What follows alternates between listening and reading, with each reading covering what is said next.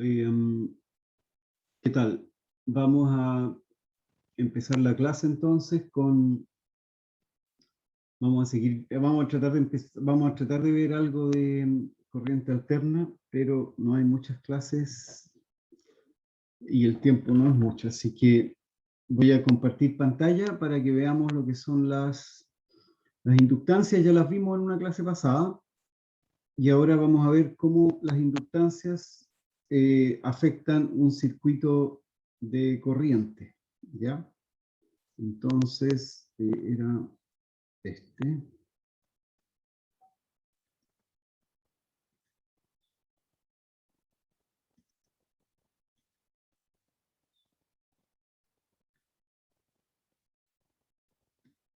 Ya. Un circuito LC. ¿Qué es lo que es un circuito LC? Es un circuito que tiene un condensador y una inductancia. La inductancia la vimos la clase pasada. Y la inductancia en el fondo es una bobina que genera un campo magnético cuando circula una corriente por esa bobina. Ahora, el campo magnético y esa bobina, a su vez, ese campo magnético genera una FEM, y esa FEM afecta cómo funciona el circuito.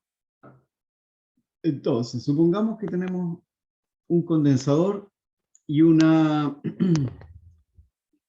inductancia, ¿ya? El condensador está cargado, tiene una carga inicial Q sub 0 y tenemos un interruptor que se cierra en T igual 0, o sea, el condensador está cargado y en el momento de en T igual 0 se cierra el interruptor y empieza a circular corriente. ¿Por qué circula corriente? Porque el condensador está cargado, ¿ya?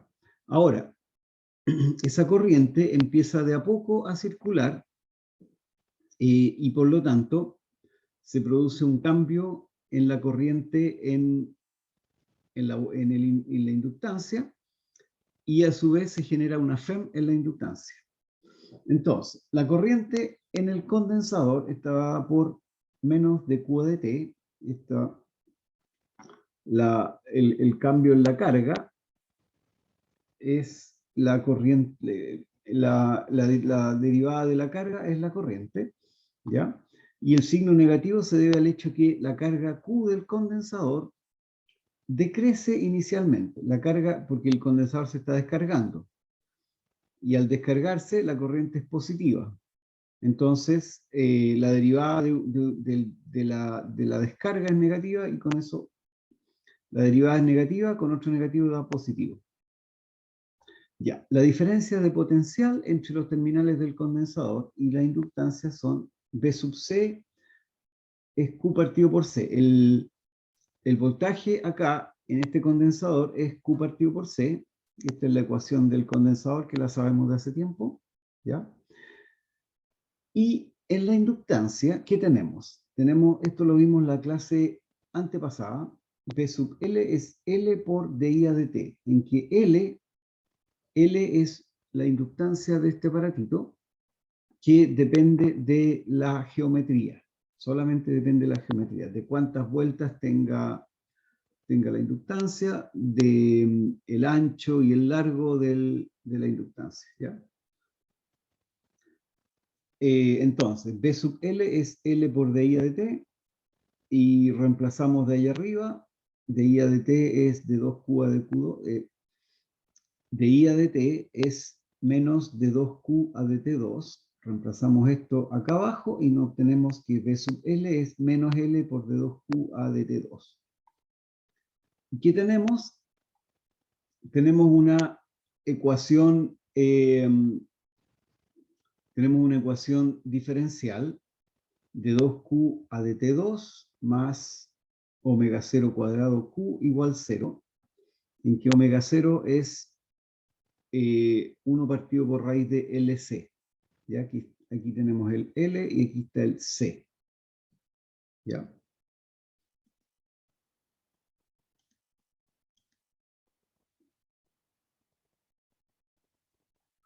Ya. ¿Y cuál es la solución de esta ecuación? Esta solución es bien conocida, es una ecuación diferencial y la solución es un armónico, es la misma que el armónico simple, la solución es el seno y coseno. ¿Ya? Entonces, Q de t es A coseno de omega 0t más phi. ¿Qué es lo que son? Bueno, omega 0 es lo que habíamos definido recién. A es una constante y phi es otra constante. Porque si tenemos una ecuación diferencial de segundo grado, esa ecuación va a tener dos constantes que hay que determinar. Una de esas constantes es A y otra es phi. Phi se le llama la fase. Phi es un ángulo y se le llama ángulo de fase. Y A es la amplitud en este caso, de la carga. ¿Ya? ¿Por qué? Porque tenemos Q de t es igual a A, entonces A es la amplitud de la carga. Entonces, ¿qué tenemos? Que Q varía periódicamente con el tiempo, porque la función coseno o la función seno, da lo mismo, son funciones que varían periódicamente en el tiempo, con una frecuencia omega 0, y entonces, si la carga varía periódicamente, la corriente también. ¿Por qué? Porque la corriente es la derivada de la carga, y la derivada del coseno es menos seno, por lo tanto, no, I de t es menos de Q de t, perdón. I de t es menos de Q de t, por lo tanto, con un menos coseno con otro menos da positivo. Entonces, la corriente es W0 a seno de omega 0t más phi. ¿Ya? Entonces, tenemos ya la solución de este problema. Y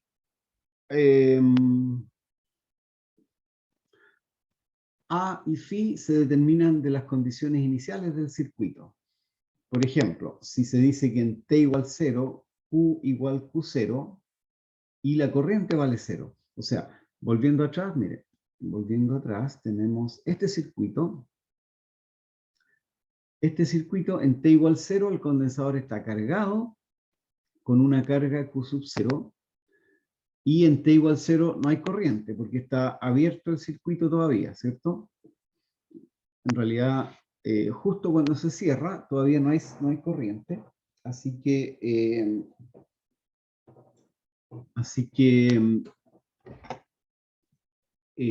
la corriente inicial es 0, perfecto. Y con esas condiciones podemos encontrar que phi a coseno de phi igual Q0 y omega a seno de phi igual 0, que es la corriente igual 0 en t igual 0, y de ahí sacamos que phi vale 0 y que a vale Q sub 0. Y ahí tenemos entonces la carga y la corriente en este circuito. Uno puede graficar. Bueno, coseno y seno sabemos qué funciones son funciones periódicas que oscilan. La carga tiene un máximo de más Q0 y un mínimo de menos Q0. Y la corriente también tiene un máximo y un mínimo y se van repitiendo periódicamente. Entonces, ¿qué es lo que ocurre? ¿Qué es lo que ocurre en este caso? Ocurre que la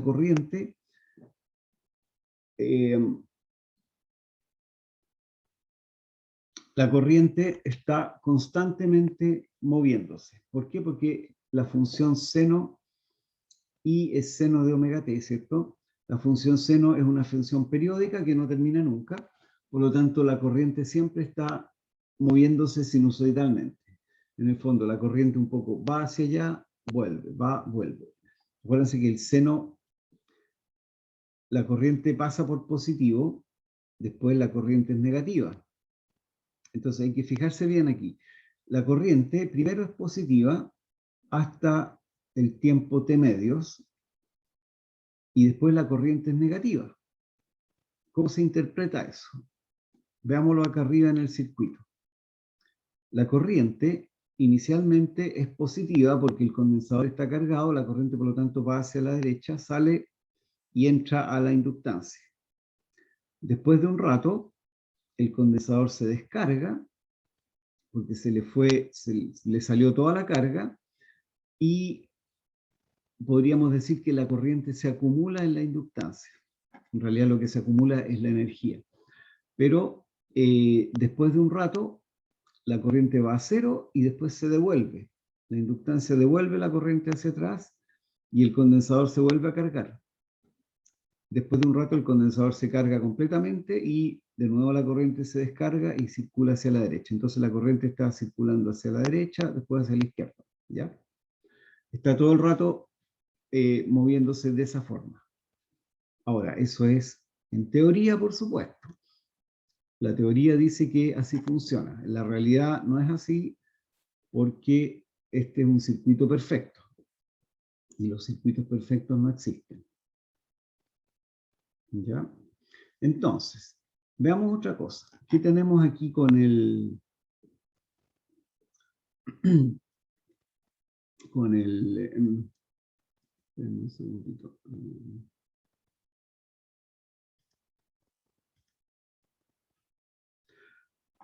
Hay otra cosa, es que la carga y la corriente están desfasados en pi medios. Por ejemplo, mire, la corriente en t igual 0, la corriente es 0. Pero en t igual 0 la carga es máxima, es Q0, por lo tanto Q está acá arriba y la carga llega a 0 aquí. Aquí llega la carga a 0 y aquí la corriente es máxima.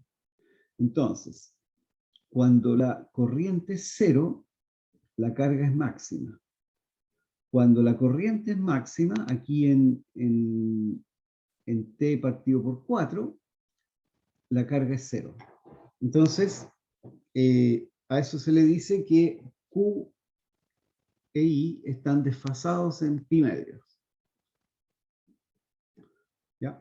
Y eso un poco es lo que ocurre con el circuito. Con el circuito acá. Cuando la carga es máxima, cuando la carga está toda en el condensador, la corriente es 0. Después, la carga empieza a salir y por supuesto la corriente empieza a aumentar y cuando se descarga completamente el condensador, la corriente es máxima. Y después la corriente se devuelve y vuelve a llenarse el condensador y así sucesivamente. ¿Ya? Entonces, este es el circuito LC. Y es un circuito oscilante. ¿Ya? En un circuito, entonces, tenemos energía. ¿Ya? ¿Por qué energía? Porque tenemos un campo magnético. Las oscilaciones en el circuito LC involucran una transferencia continua de energía entre el condensador y la inductancia. O entre el campo eléctrico y el campo magnético. Acuérdense que si nosotros tenemos un condensador que está cargado, en ese condensador hay un campo eléctrico. ¿Ya? Ahora, si tenemos una inductancia y en esa inductancia hay una corriente, acuérdense, una inductancia es una bobina. Y una bobina es un cable que está girando, dando muchas vueltas. Si hay una corriente en esa inductancia, entonces va a haber un campo magnético. Y el campo magnético tiene energía. ¿Ya? Entonces, como no hay disipación de energía en este circuito, la suma de las energías en el condensador y la inductancia se mantiene constante. E igual a la energía total inicial del condensador completamente cargado.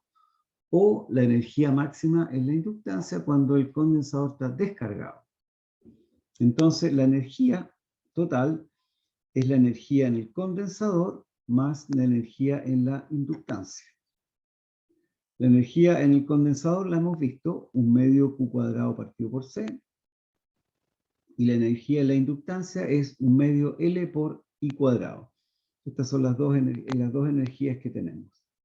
Y si uno, como Q e I son conocidos, podemos reemplazar lo que vale en Q y lo que vale I, y obtenemos Q0 cuadrado partido por 2C, coseno cuadrado omega t, más L y 0 cuadrado, seno cuadrado de omega 0t. Sumando estas dos cosas, acuérdense que coseno cuadrado más seno cuadrado me da 1, me da que la energía total es Q0 cuadrado partido por 2C o L y 0 cuadrado partido por 2. ¿Ya? Y entonces la energía total también es sinusoidal, bueno, es sinusoidal al cuadrado, ¿ya? Y la energía total va a ser más o menos lo que se ve acá, ¿ya? La energía es siempre positiva. Entonces esta es la energía del condensador y esta es la energía de la inductancia. ¿Ya? Un poco, ¿cuál es el significado de esto? Es un poco lo que está dibujado acá. En un condensador siempre hay un campo eléctrico. ¿Por qué? Porque el campo eléctrico se genera a partir de las cargas en las placas del condensador. ¿Ya? Y ese campo eléctrico apunta desde el positivo al negativo, apunta hacia abajo. ¿Ya? Y después, en la inductancia, va a haber un campo magnético.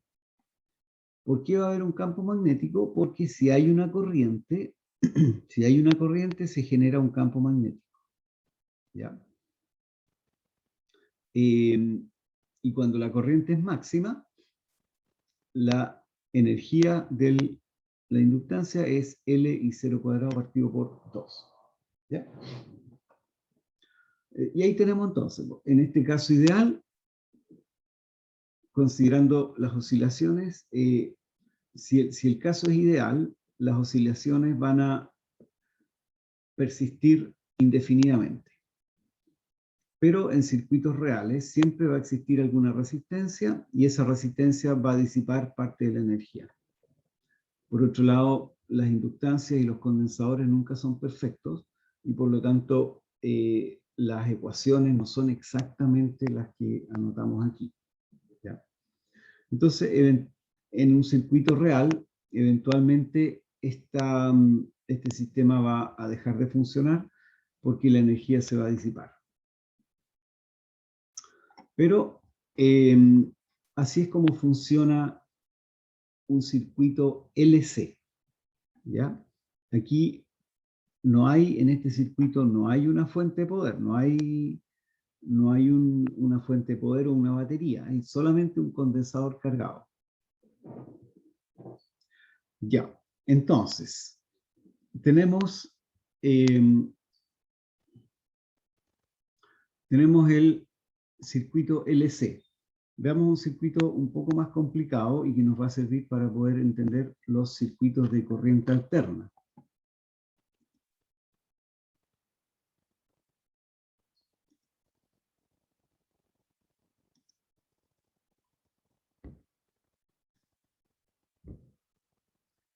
Ya, primero que nada, a ver, ¿dónde estamos? Vamos a ver el circuito RLC.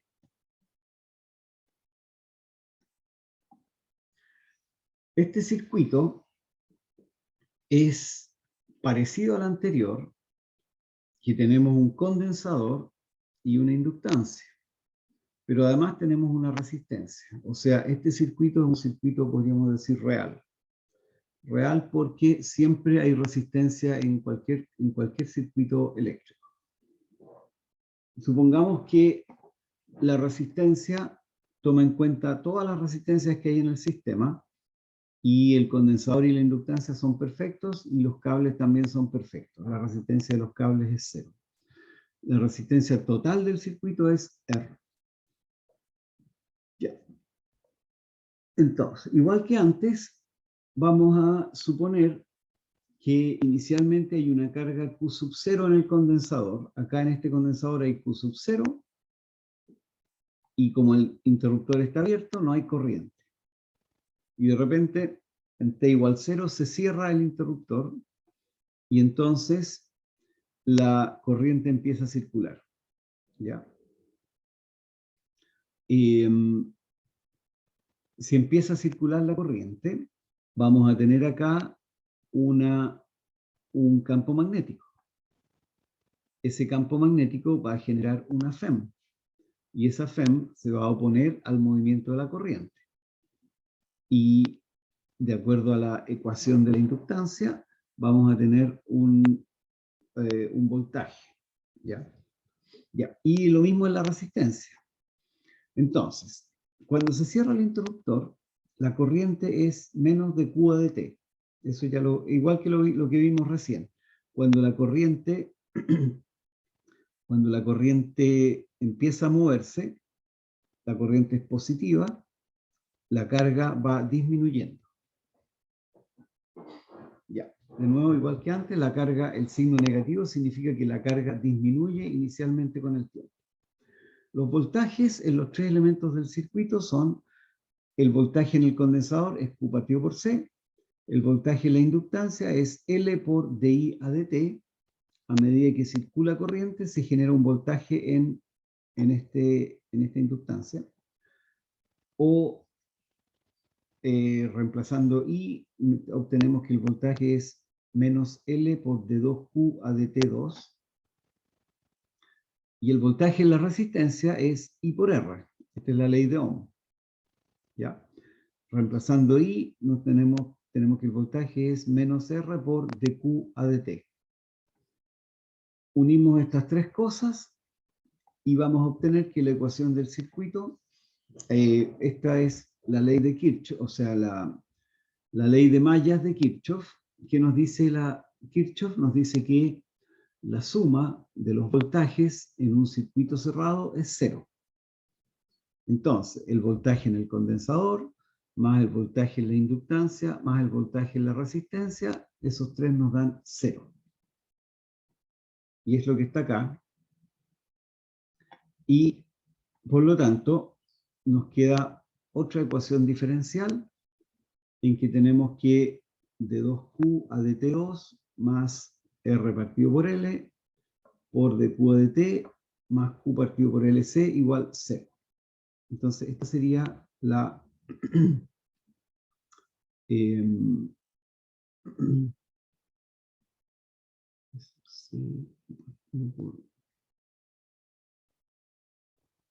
ya. Este de aquí es B sub C, este de acá es la inductancia y esta es la resistencia. ¿Ya? Entonces, tenemos una ecuación diferencial. Esta ecuación diferencial es un poquitito más complicada que la que vimos recién, pero es una ecuación lineal ordinaria de segundo orden con un coeficiente constante, que es similar a la ecuación de movimiento de un oscilador armónico amortiguado. El oscilador armónico lo vieron en Física 1, así que la resistencia es el coeficiente de amortiguación del oscilador mecánico. Entonces, para resolver esta ecuación, definimos omega 0 cuadrado, 1 partido por LC. Este de aquí, 1 partido por LC, lo vamos a llamar omega 0 cuadrado. Y vamos a suponer que la solución es Q de T es igual a A por E a la P por T. Ojo que P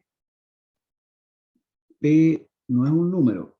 P puede ser un número imaginario o un número real. ¿Ya?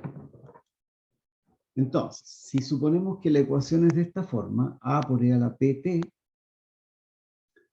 reemplazamos Q ahí arriba, ¿ya? La segunda derivada, esto es fácil, la segunda derivada es fácil, la primera derivada también es fácil, y nos queda P cuadrado más R partido por L por P más omega 0 cuadrado igual 0. Y esta es una ecuación de segundo orden, que es fácil también, y aquí encontramos cuánto vale P. P entonces vale, porque esta es una ecuación de segundo grado, así que se puede resolver. P es menos B más menos la raíz de, bueno, P es menos R partido por 2L más menos la raíz de R partido por 2L cuadrado menos omega 0 cuadrado. ¿Ya? Entonces, hay dos valores de P. ¿ya? Y la solución o la naturaleza de la solución depende de esta parte que hay dentro de la raíz.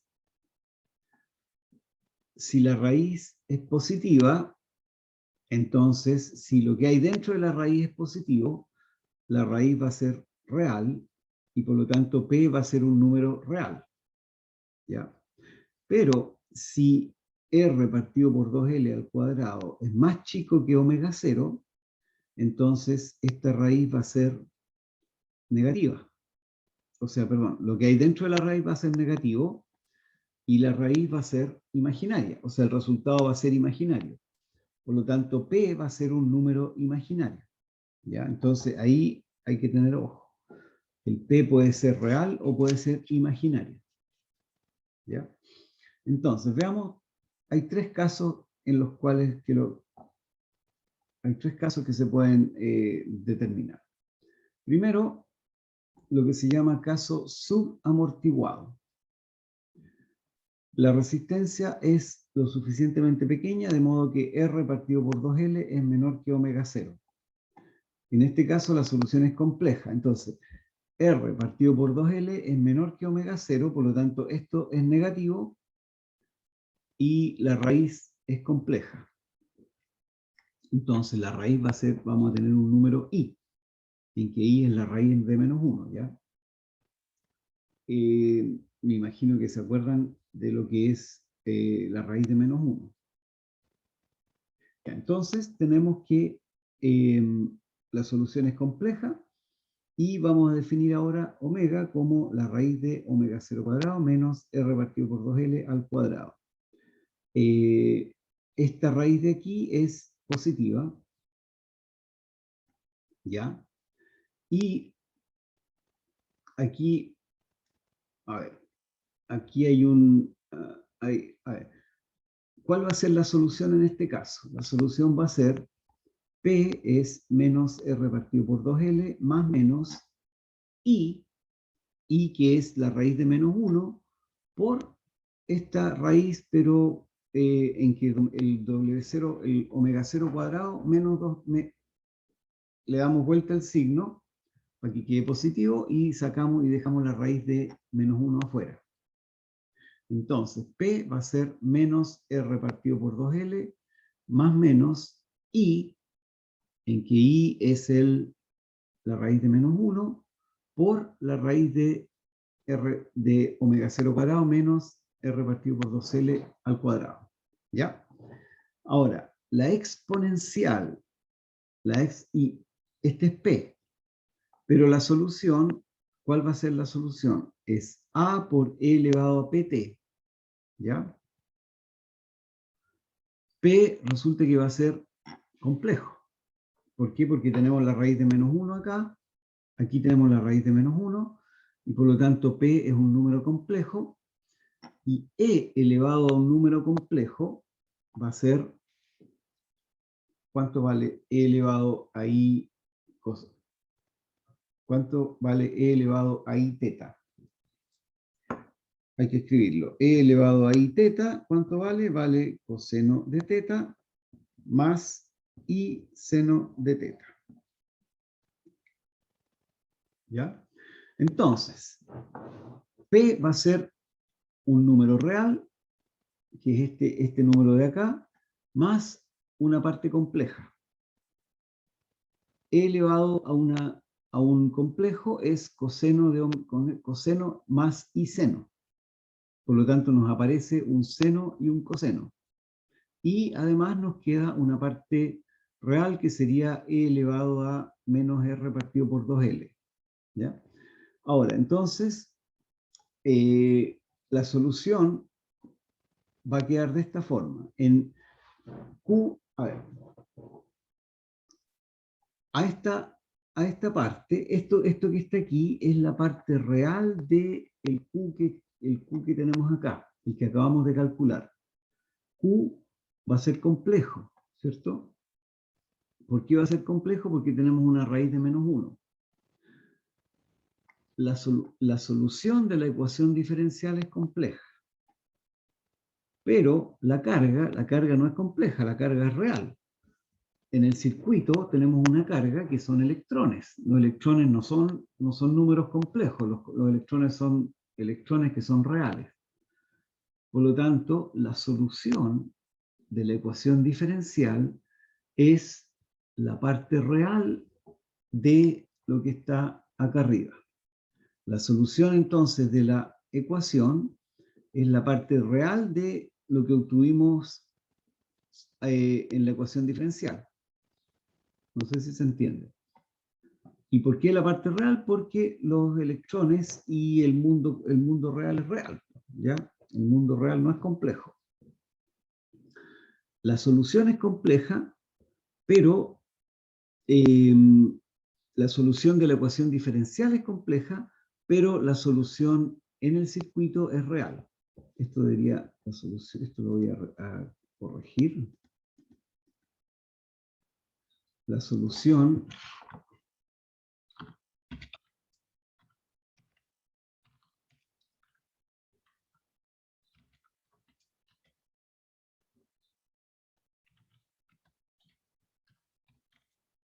ya. Entonces, la solución de la ecuación es compleja, pero la carga es real. Luego,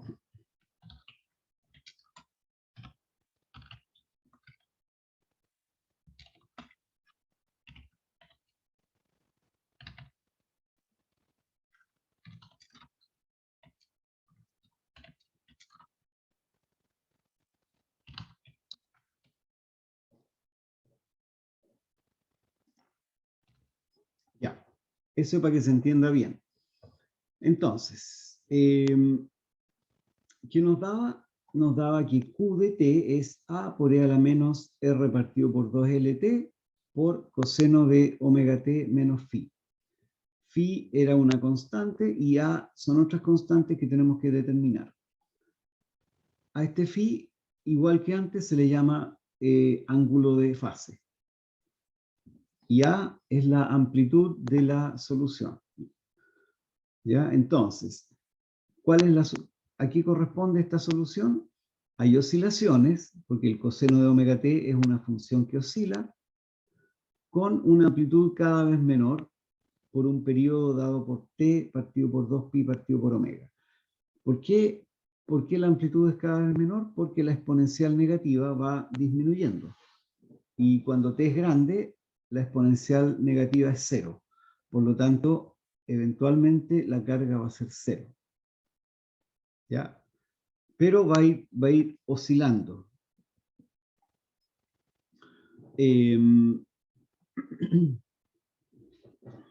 Las constantes A y Phi se obtienen de las condiciones iniciales de carga y corriente.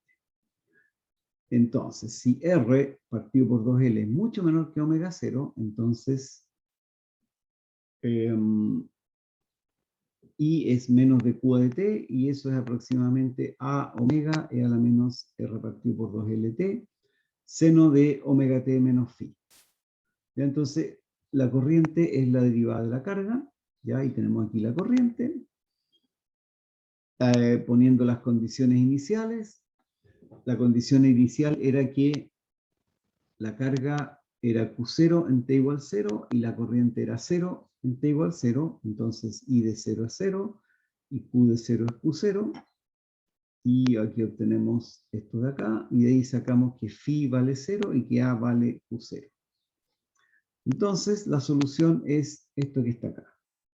Q0 e a la menos R partido por 2LT, coseno de omega T. ¿Ya? Y eso se puede, la carga entonces va oscilando, pero con amplitudes cada vez más chicas. Entonces la carga va a ser esta línea roja, que va oscilando y disminuyendo. Esta línea punteada corresponde a la primera parte de la ecuación, que es Q0 e a la menos R partido por 2L por T. Esta es la exponencial negativa que va haciendo que la amplitud o el Q0, el Q disminuye. ¿Ya? Y el coseno va haciendo que, además de disminuir, vaya oscilando. ¿Ya? Igual que antes, podemos calcular la energía. ¿Ya? La energía, suponiendo que R partido por 2L es mucho menor que omega 0. ¿Y cuál es la energía? Es la energía del condensador más la energía de la inductancia. Y eso es Q cuadrado partido por 2C más L por I cuadrado partido por 2. Reemplazamos los valores y nos da todo esto que está acá, que es más o menos larguito, ¿ya? Y si R partido por 2L es mucho menor que omega 0, entonces aproximadamente Q0 cuadrado partido por 2C E a la menos R partido por LT. ¿Ya? Entonces, la energía total almacenada disminuye lentamente con el tiempo. Y se conserva en el límite R igual 0. R igual 0 es el caso que vimos recién, el caso que vimos al comienzo de la clase, en el cual la energía no se pierde y el circuito está siempre oscilando. Ya, entonces, otro caso, bueno, ya vimos el primer caso, veamos otro caso ahora, el caso críticamente amortiguado. Eso ocurre cuando R partido por 2L es igual a omega 0. ¿Qué es lo que significa esto? Volvamos atrás a la solución. La solución era esto. Esta era la solución para el P. Entonces, si R partido por 2L es igual a omega 0, tenemos que esto es 0. Esto es 0 y la solución es real. P es menos R partido por 2L, que es un número real, ¿ya? Pero esta parte es 0. Y en ese caso, entonces, vamos a tener que R partido por 2L es omega 0. Los dos valores de P son iguales. P tiene una sola solución y Q de T va a ser A más B por T por E a la menos R partido por 2L por T. ¿Ya? Y esto es, la solución de esto es, para obtener este Q de T, lo que hay que hacer es reemplazar los valores en lo que obtuvimos acá arriba, ¿ya? Reemplazar este P en la solución que es reemplazar P acá arriba, ¿ya? Perdón, P aquí, Q de T es eso, ¿ya?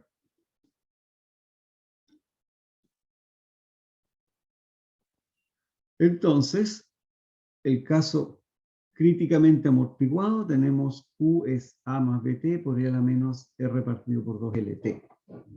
Y eso, y dependiendo de las constantes, A y B son las constantes que se obtienen de las condiciones iniciales, ¿ya? En este caso no hay un ángulo de fase porque no hay senos o cosenos. Entonces, dependiendo de cuánto valen A y B, la solución es más o menos lo que está aquí. En este caso, A y B son signos opuestos.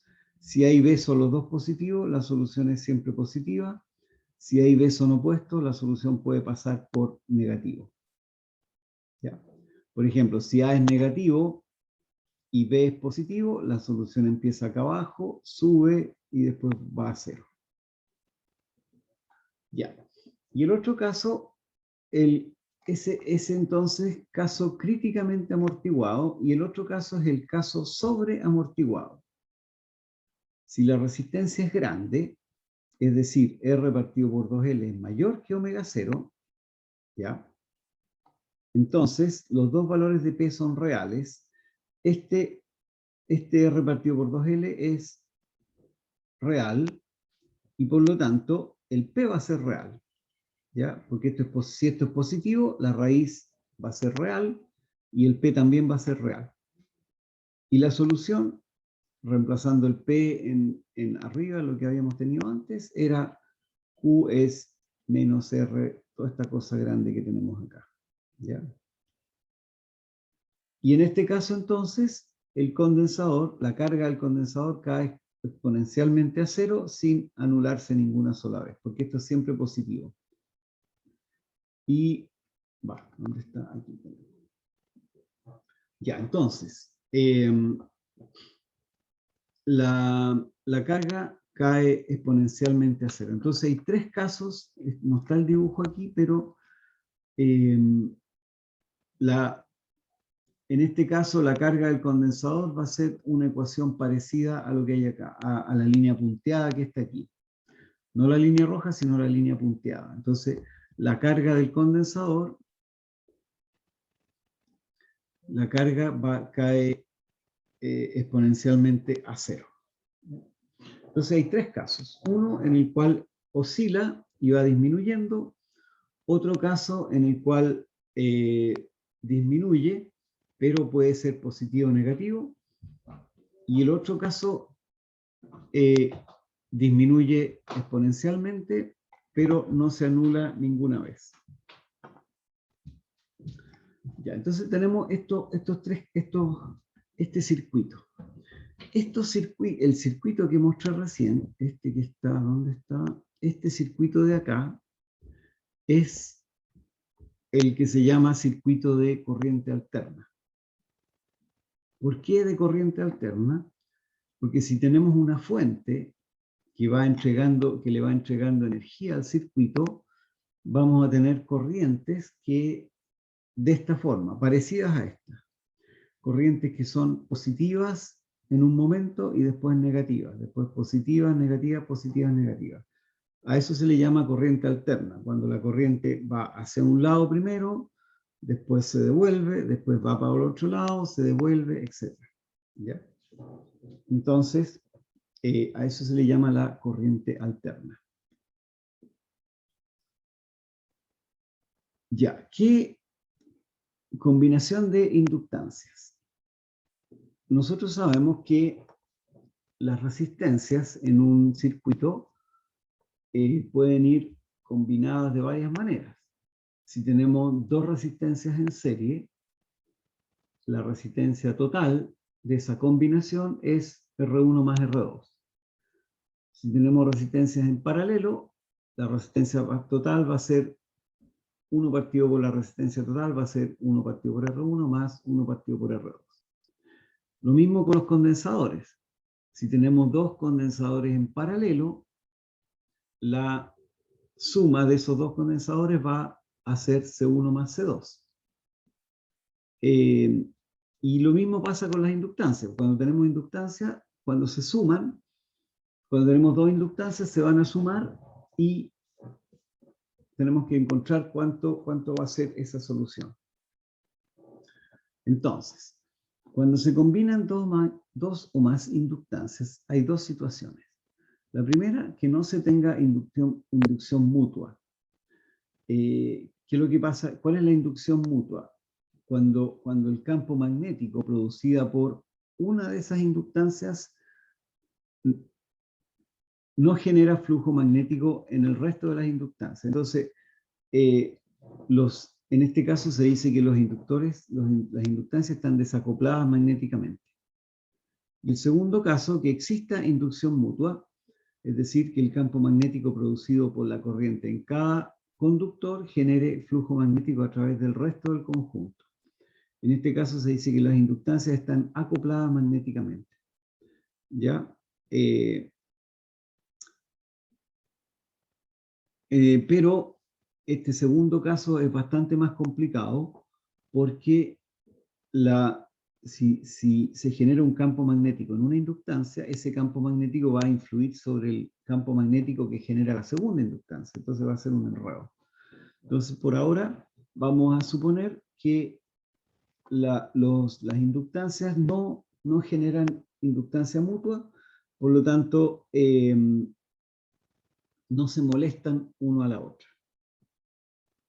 ¿Ya? Igual que en el caso de resistencia y condensadores, existen dos tipos de combinaciones, y estas son combinaciones en serie y combinaciones en paralelo. Entonces, cuando tenemos, esto ya lo sabemos, ¿cierto? ¿Qué es lo que es una combinación en serie? La combinación en serie es cuando las inductancias se ponen, hay varias inductancias que están una detrás de otra.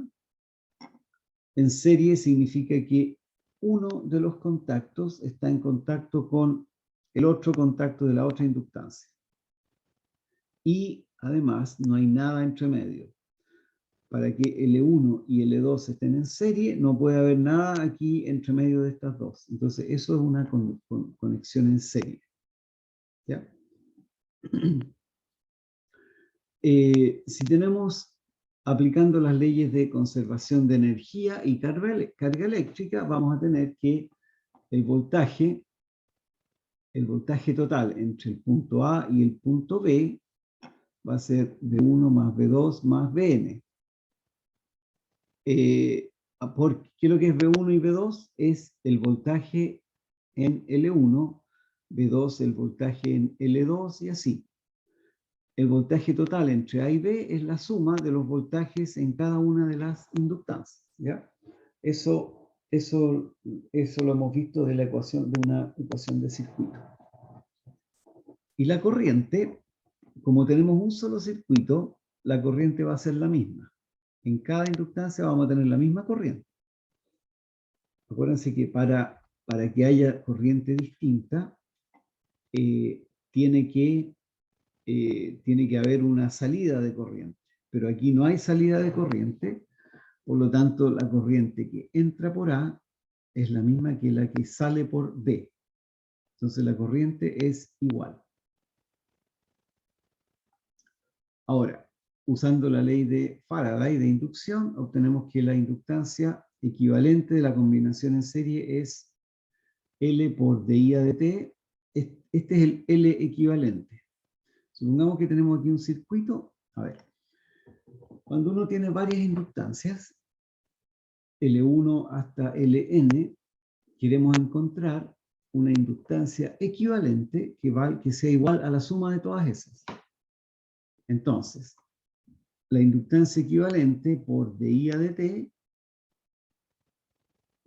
y sería la corriente que hay en la inductancia equivalente, es igual a L1 por dI1 de T más L2 por dI2 de T más, etc. Pero las corrientes son iguales. Y por lo tanto, esto se nos va y nos queda que L equivalente es L1 más L2 más Ln. Entonces, las inductancias se suman igual que las resistencias. Cuando hay dos inductancias en serie, la inductancia total es la suma de una inductancia más la otra. ¿Ya? Y ahí tenemos entonces que la inductancia equivalente es lo que está aquí. Ya. Entonces, la inductancia equivalente es siempre mayor que cualquier inductancia individual. Y las inductancias se suman de la misma forma que las resistencias conectadas en serie. Entonces, ahí tenemos la suma de inductancias en serie. ¿Qué pasa si los tenemos en paralelo? Es más o menos lo obvio que tenemos que ver, ¿cierto? Si están en paralelo, tenemos n inductancias conectadas, esta, esa, etc., como se muestra en la figura. ¿Qué condiciones deben cumplirse? Que el voltaje entre A y B, el voltaje en L1 es igual al voltaje en L2, igual al voltaje en Ln, V1, V2 igual Vn. Si estos están en paralelo, los voltajes son todos iguales, ¿cierto? Entonces, VAB es igual a V1, igual a V2, igual a Vn. Y además, la corriente es I1 más I2 más IN. A ver, ¿por qué? Supongamos que tenemos una corriente que entra por A. Aquí hay una corriente, ¿cierto? Esa corriente llega a este punto y se divide. Entonces, hay una corriente que pasa por L1, a esa le vamos a llamar I1, y otra corriente que se va hacia L2 y las demás. Al llegar aquí, esta corriente se vuelve a dividir, y por lo tanto hay otra corriente L2 que pasa por aquí. Una corriente I2 que pasa por la inductancia 2. Entonces, la corriente total va a ser la suma de las corrientes que pasan por cada una de las inductancias. Entonces, I es igual a I1 más I2 hasta IN. ¿Ya?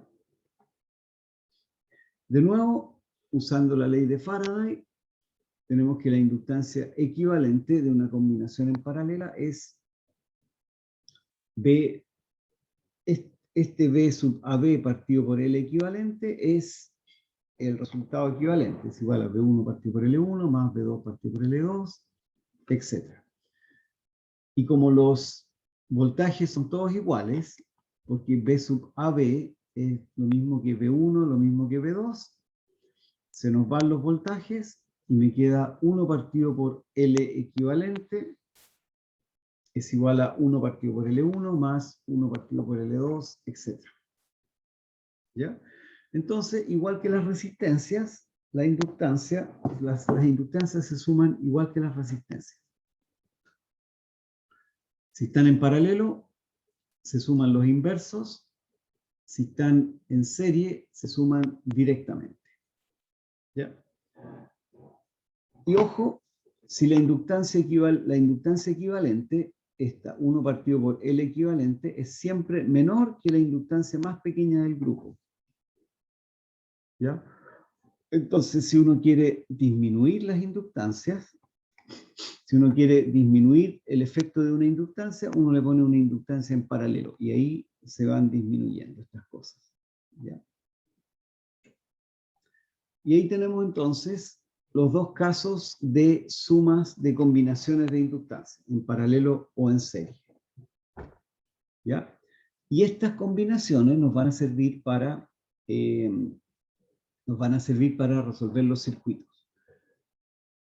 Bien, y esos circuitos los vamos a ver el jueves, porque mañana miércoles no voy a poder hacer clase porque tengo una reunión bien importante.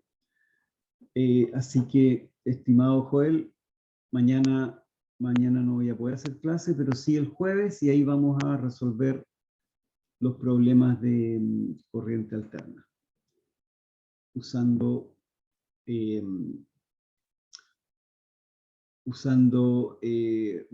números complejos. Y en realidad, por aquí estamos con la clase. ¿Tienes alguna duda? No, profe, me quedó súper claro todo. Hay No, que... yo por lo menos, como estudio eléctrica, nosotros vimos circuitos de corriente alterna, pero lo trabajamos con fasor, como con fasores y con impedancia. Y esto igual es perfecto. como, y esto como con EDO, con ecuaciones diferenciales igual es como verlo de otra perspectiva y todo bueno. Es que, claro, las ecuaciones diferenciales son la manera como uno llega a los fasores. Los fasores son en el fondo la ecuación compleja, la solución de la ecuación compleja. Sí, es todo lo mismo, pero todo parte a partir de la solución de la ecuación diferencial.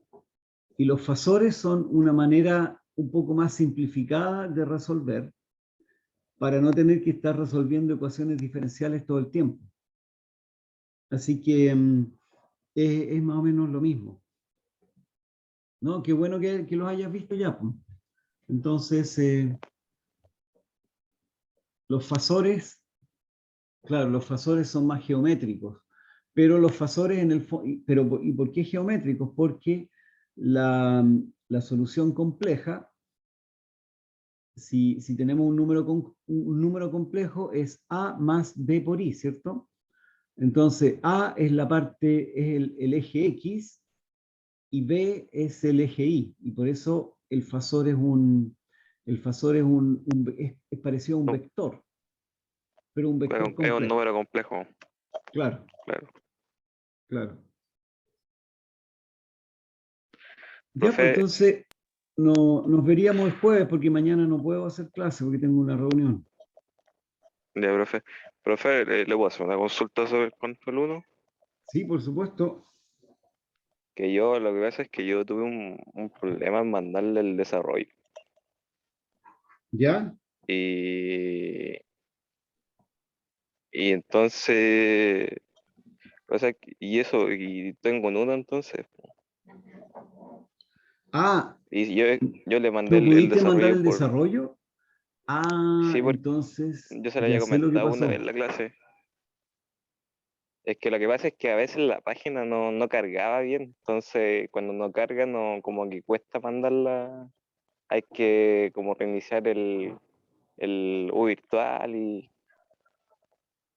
como yo estuve a tope con el tiempo, para hacer la prueba, entonces se lo tuve que mandar por correo. Ya, tú me lo mandaste por correo, ¿cierto? Ya, ¿sabes lo que Sí, pasó? Que a mí me mandan una lista de los que quieren, de los que necesitan recorrección. Pero esa lista son solo los que lo hacen a través del sistema este en la página web, po.